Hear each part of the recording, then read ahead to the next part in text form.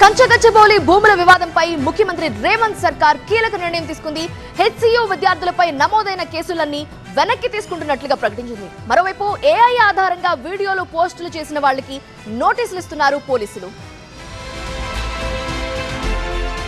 BRS నేత మన్నె కృష్ణకు గచ్చిబౌలి పోలీసులు నోటీసులు ఇచ్చారు. కంచగచ్చిబౌలి భూములకు సంబంధించి ఏఐ టెక్నాలజీతో సోషల్ మీడియాలో తప్పుడు వీడియోలు పోస్టు చేశారని నోటీసుల్లో పేర్కొన్నారు. ఈ నెల 9, 10, 11 తేదీల్లో విచారణకు రావాలని సూచించారు.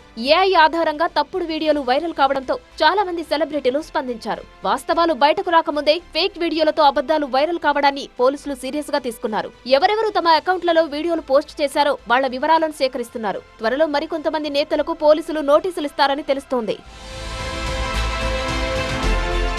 కంచగచ్చిబౌలి భూములపై ప్రభుత్వం ఏర్పాటు చేసిన మంత్రుల కమిటీ భేటీ అయింది. ఈ సమావేశానికి AICC Telangana in-charge Meenakshi Natarajan, university teachers association, civil society సభ్యులు హాజరయ్యారు.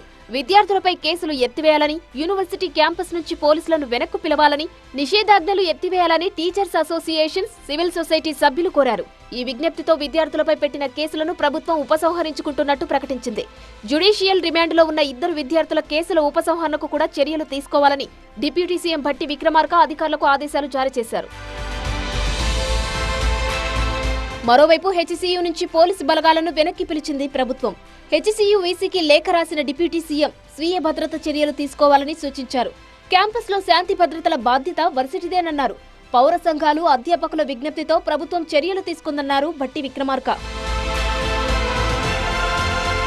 ఇక కంచగచ్చిబౌలి భూములపై విచారణను ఈ నెల 24కు వాయిదా వేసింది హైకోర్టు. సుప్రీంకోర్టులో కేసు విచారణ ఉన్నందున 24 లోపు కౌంటర్ దాఖలు చేయాలని ప్రతివాదులను ఆదేశించింది.